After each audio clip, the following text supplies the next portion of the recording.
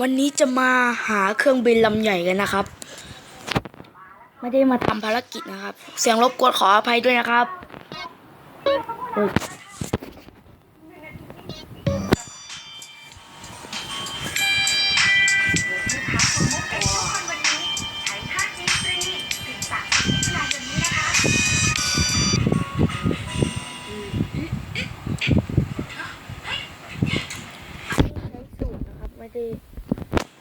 ไม่ได้เกมปกตินะครับนี่ใช้สูตร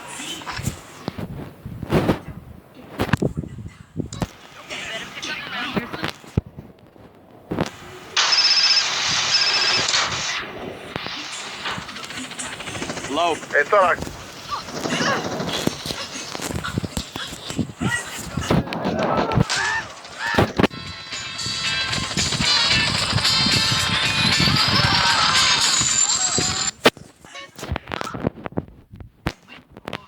ไปที่เมืองนี้นะครับ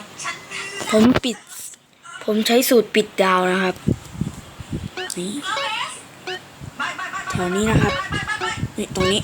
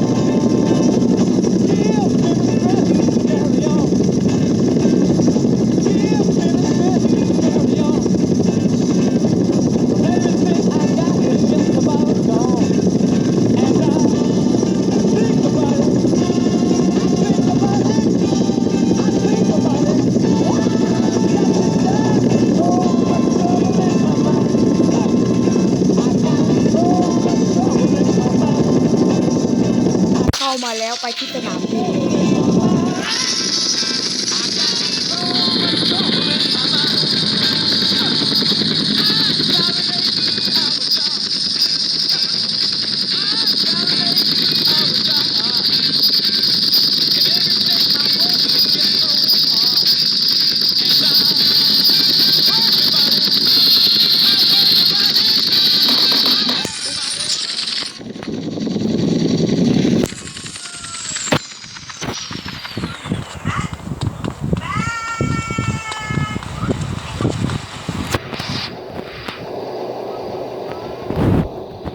ทำไมวะติด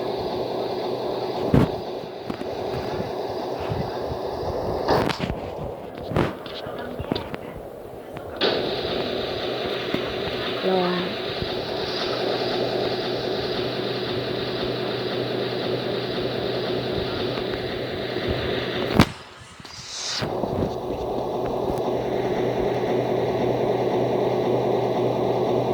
ไม่มี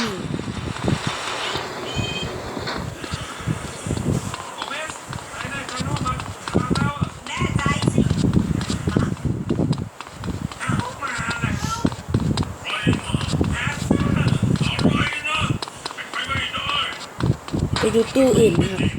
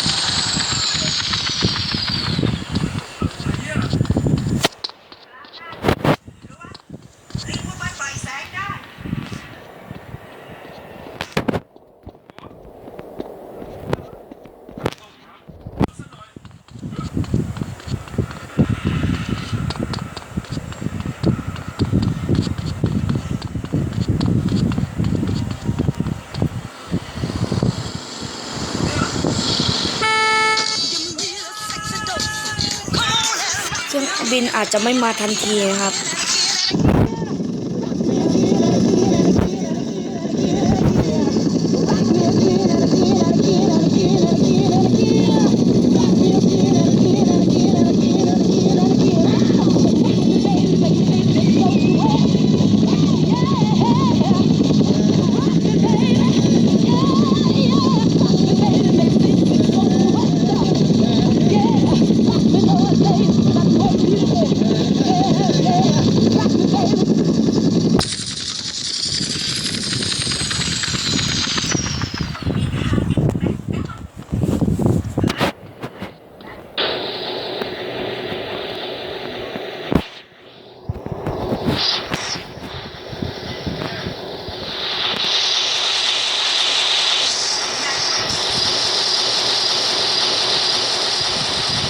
นี่เครื่องบินนะครับ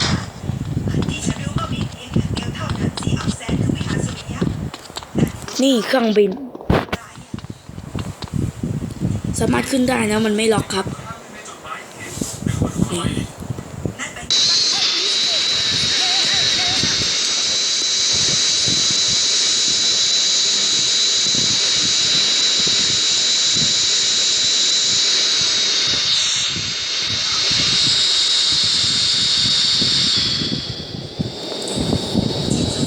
ี่จะดูแต่ลงแล้วขึ้นไม่ได้ชน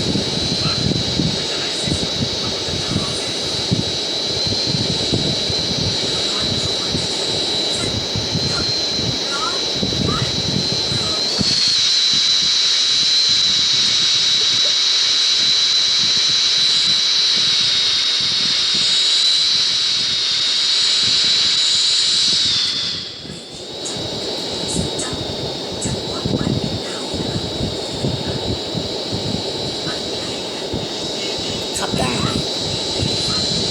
กลัวชน